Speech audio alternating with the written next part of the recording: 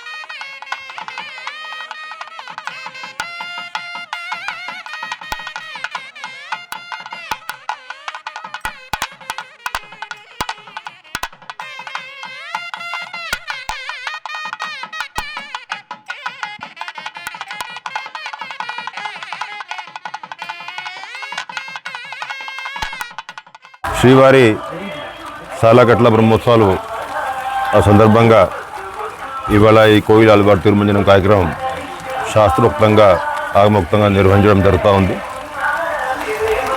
సంవత్సరం 4 సార్లు వైకుంఠ ఏకాదశి, ఉగాది, ఆణివారాస్థానం, అదేవిధంగా స్వామివారి బ్రహ్మోత్సవాలు. ఈ ఉత్సవాల కంటే ముందు ఉన్నటువంటి మంగళవారం నాడు ఈ కార్యక్రమం నిర్వహించడం ఆనవాయితీగా వస్తూ ఉంది. ఈ సందర్భంగా మనకి పవిత్రమైనటువంటి పుణ్యమైనటువంటి క్షేత్రం ఉన్నటువంటి తిరుమల స్వామివారి దేవాలయం, ఆ దేవాలయంలో ఉన్నటువంటి గర్భగృహము, అదేవిధంగా ఉపదేవాలయాలన్నీ కూడా భక్తులందరూ కలిసి ఒక పవిత్రమైనటువంటి శుద్ధి చేసే కార్యక్రమం తీసుకోవడం జరుగుతుంది. దాంట్లో ఈ గర్భగృహంలో ఉన్నటువంటి పూజా సామాగ్రి, పూజా పరికరాలన్నీ కూడా బయట తీసుకువచ్చి అన్నీ కూడా శుభ్రం చేసుకొని, అదేవిధంగా ఒక మంచి కర్పూరము, పసుపు, కుంకుమ ఇవన్నీ సుగంధితమైనటువంటి ద్రవ్యాలతో కలిపినటువంటి పరిమళంతో ఈ దేవాలయం పరిసరం అంతా కూడా శుభ్రం చేసుకోవడం జరుగుతుంది. ఇవి అయ్యాక స్వామివారికి ప్రత్యేకమైనటువంటి పూజా నివేద్యాలు చేసేటువంటి కార్యక్రమం అర్చక స్వాములు నిర్వహిస్తారు. ఈ సందర్భంగా ఇవాళ ఈ కొన్ని రోజువారీగా జరిగినటువంటి కార్యక్రమాలు, సేవలు ఇవన్నీ కూడా రద్దు చేసుకొని ఉదయం 6 నుంచి 9 గంటల ప్రాంతంలో ఈ కార్యక్రమం నిర్వహించి వస్తున్నటువంటి భక్తులకి ఏమాత్రం ఇబ్బంది లేకుండా మళ్ళీ 9 గంటల నుంచి స్వామివారి దర్శనం ప్రారంభించబోతున్నాం. తిరుమల తిరుపతి దేవస్థానం ఈవోగా రెండోసారి బాధ్యతలు చేపట్టిన అనిల్ కుమార్ సింఘాల్కు పాలక మండలి చైర్మన్, సభ్యులు శుభాకాంక్షలు తెలియజేశారు. తిరుమల అన్నమయ్య భవన్లో మంగళవారం తితిదే పాలక మండలి సమావేశం జరిగింది.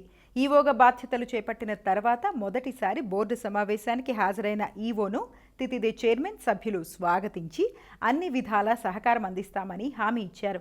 గతంలో ఈవోగా పనిచేసిన అనిల్ కుమార్ సింఘాల్కు ఉన్న అనుభవం భక్తులకు మరింత మెరుగైన సేవలు అందించడంలో, తితిదేని అభివృద్ధి దిశగా నడిపించడంలో ఉపయోగపడుతుందని పాలక మండలి సభ్యులు ఆకాంక్షించారు. ఈ సందర్భంగా ఈవో మాట్లాడుతూ ఈవోగా రెండోసారి అవకాశం ఇచ్చిన ముఖ్యమంత్రికి కృతజ్ఞతలు తెలిపారు. భక్తులకు మరింత మెరుగైన సేవలు అందించడానికి కృషి చేస్తామన్నారు.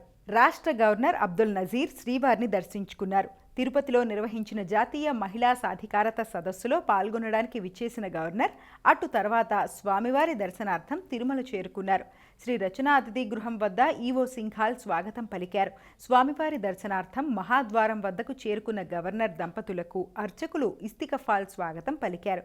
శ్రీవారి దర్శనం అనంతరం శ్రీవారి వైభవాన్ని వివరించే ఐతిహ్యాన్ని పఠించారు అర్చకులు. దర్శనానంతరం గవర్నర్ను శ్రీవారి పట్టువస్త్రాలతో సత్కరించారు. భద్రాచలం శ్రీ సీతారామచంద్ర స్వామి దేవస్థానంలో శ్రీకృష్ణ జయంతి వేడుకలు ఘనంగా జరిగాయి. తొలుత ఆలయం వద్ద నుంచి శ్రీకృష్ణ భగవానుణ్ణి మంగళ వాయిద్యాల నడుమ బేడా మండపం వద్దకు తీసుకొచ్చి విశేష పూజలు నిర్వహించారు. అనంతరం స్వామివారిని పంచామృతాలు, వివిధ నదీ జలాలు, పండ్ల రసాలతో విశేషంగా అలంకరించారు. తదుపరి సీతాలక్ష్మణ సమేతుడైన రామచంద్రుడితో పాటు కృష్ణావతారంలో ఉన్న స్వామివారిని పుష్పాలతో అందంగా అలంకరించిన ఊయలలో కొలువుదీర్చి లాలిపాటలు, జోలపాటలు పాడారు. ఊంజల్ సేవ నిర్వహించారు.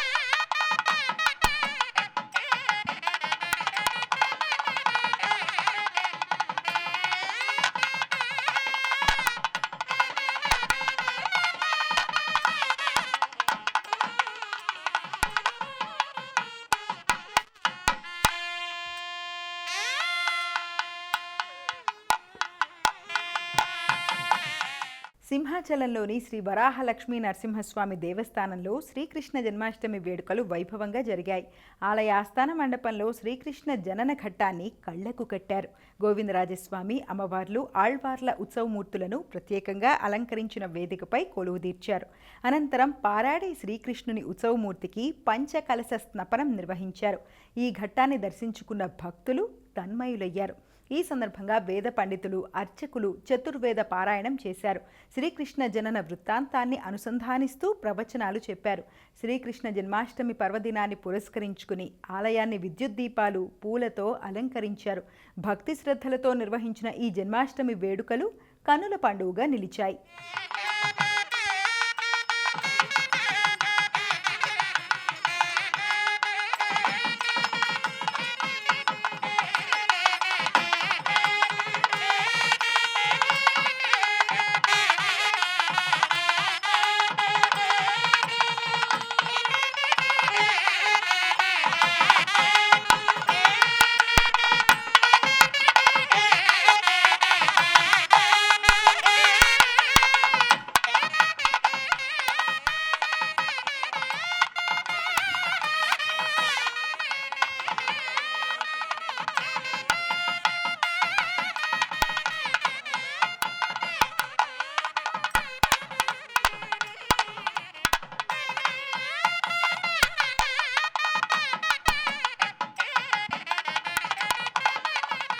కాళేశ్వరంలో శ్రీకృష్ణ జన్మాష్టమి వేడుకలు ఘనంగా జరిగాయి. శ్రీ కాళేశ్వర ముక్తీశ్వర స్వామి ఆలయ అనుబంధ శ్రీ రామచంద్ర స్వామి ఆలయంలో ఉత్సవమూర్తులకు అర్చకులు విశేష పూజలు నిర్వహించారు.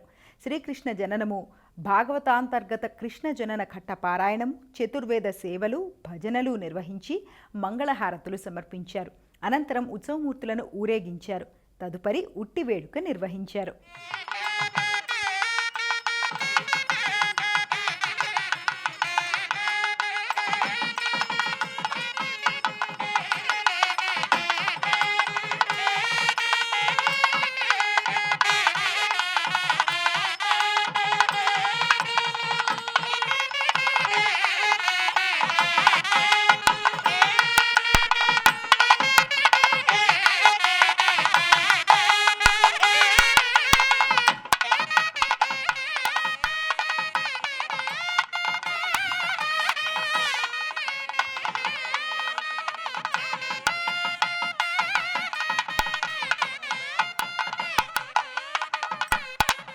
శ్రీశైలంలో స్వర్ణ రథోత్సవం వైభవంగా జరిగింది. ఆరుద్ర నక్షత్రం సందర్భంగా శ్రీ మల్లికార్జున స్వామి వారికి మహాన్యాసపూర్వక ఏకాదశ రుద్రాభిషేకము, అన్నాభిషేక పూజలు నిర్వహించారు.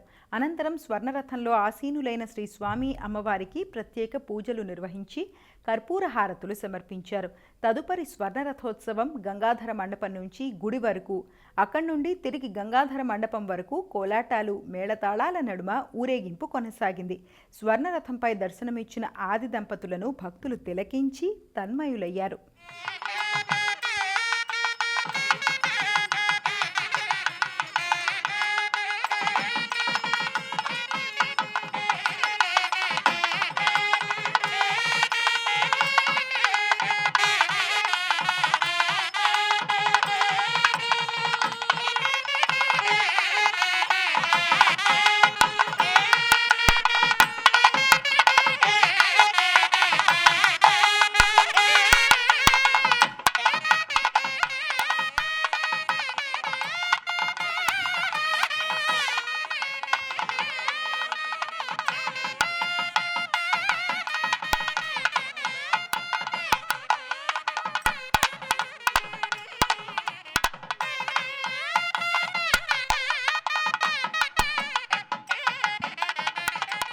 శ్రీశైల మల్లన్న క్షేత్రంలో సహస్ర దీపార్చన వైభవంగా జరిగింది. సహస్ర దీపార్చన మండపంలో వేద పండితుల మంత్రోచ్చరణల నడుమ 1000 దీపాల ఉత్సవాన్ని నేత్రపర్వంగా నిర్వహించారు. ప్రతి సోమవారము లోక కళ్యాణార్థం ఈ వేడుకను నిర్వహించడం ఆనవాయితీ.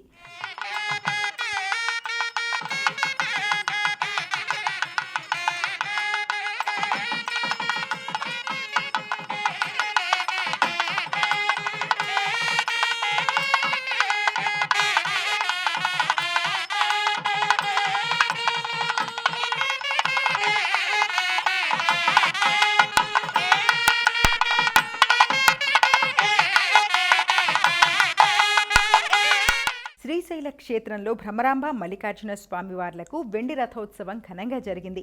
స్వామి అమ్మవార్ల ఉత్సవమూర్తులను ఆలయ దక్షిణ ద్వారం వద్ద వెండి రథంపై అధిష్ఠింపజేసి ప్రాంగణంలో రథోత్సవం నిర్వహించారు. పలువురు భక్తులు ఈ కార్యక్రమంలో పాల్గొన్నారు.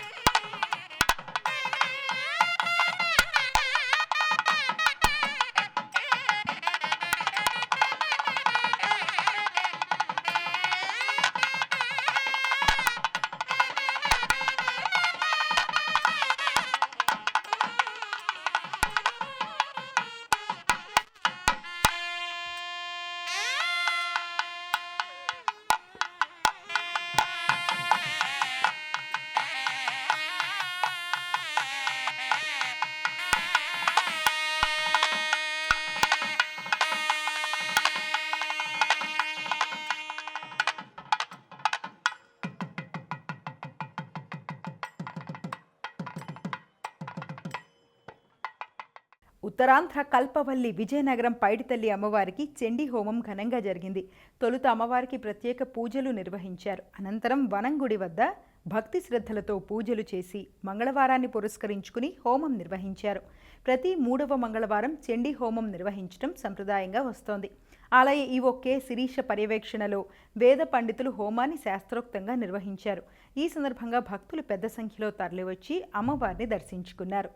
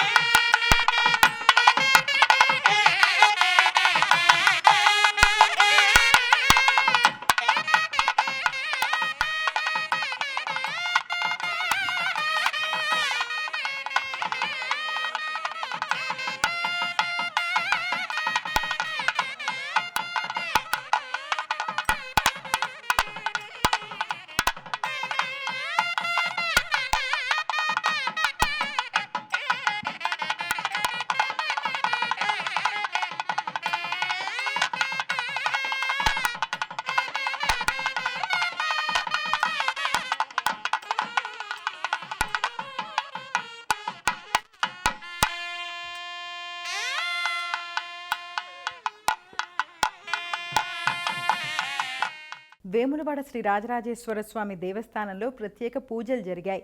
ఆరుద్ర నక్షత్రం సందర్భంగా శ్రీ లక్ష్మీ గణపతికి అభిషేకము, శ్రీ రాజరాజేశ్వర స్వామివారికి మహాన్యాసపూర్వక ఏకాదశ రుద్రాభిషేకము, శ్రీ రాజరాజేశ్వరి అమ్మవారికి లలితా సహస్రనామ చతుష్టోపచార పూజలు నిర్వహించారు. భక్తులు కోడె మొక్కులు చెల్లించుకున్నారు. స్వామివారికి అభిషేకము, అన్న పూజలు, అమ్మవారికి కుంకుమ పూజలు చేశారు.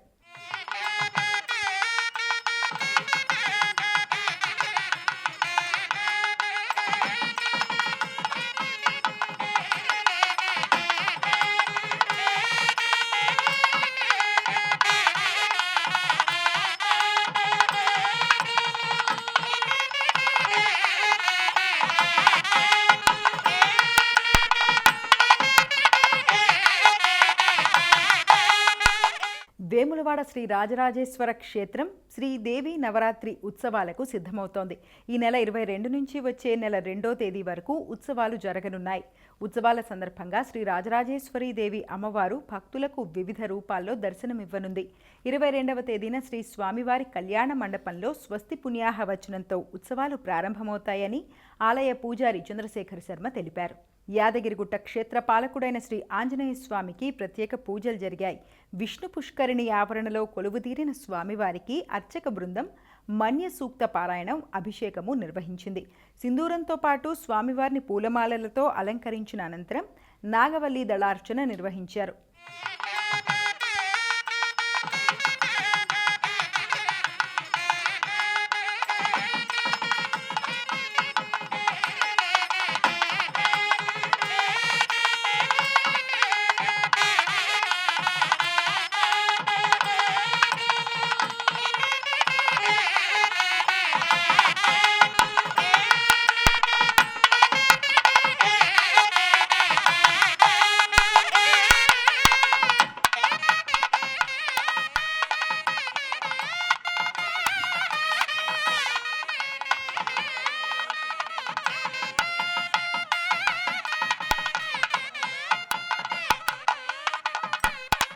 సూర్యాపేట జిల్లా మేళ్ల చెరువులోని ఇష్టకామేశ్వరి సమేత శ్రీ స్వయంభూ శంభులింగేశ్వర స్వామి ఆలయంలో శివలింగంపై సూర్యకిరణాలు ప్రసరించాయి.